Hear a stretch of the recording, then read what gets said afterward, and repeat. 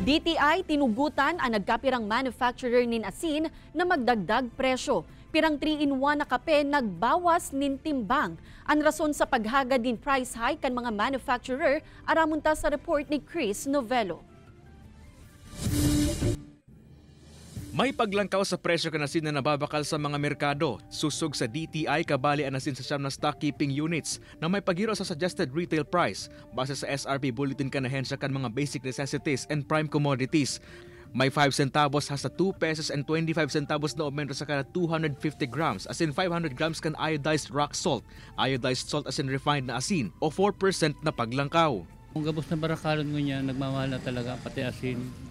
Hirak man ka mga konsumidor sa itong minimum lang ang sahod. Mayo man nin paghiro sa presyo kan kape alagad, nagbawas man nin timbang ang pirang manufacturer. Tinugutan man kaya kan DTI ang pirang manufacturer na magbawas sa timbang siring sa 3-in-1 na kape din 2 hasta 4 grams. Kun kaya sina Fred & Company na certified coffee lover na nakakaapat ni tasan ng kape kada aldaw, may diskarte nga nin tayo mamatian ang pagbawas sa timbang kan kape. Medyo dikit na ang kape, dagdagan lang ng tubig para magdakol-dakol. Oh. Medyo okay na yan para mainitan lang ang kang tulak.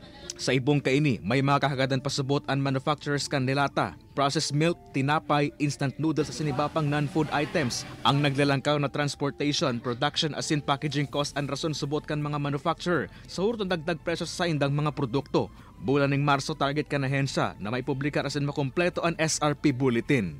Kay banan si Gerald Gandia, Chris Novello, Balitang Bicolandia.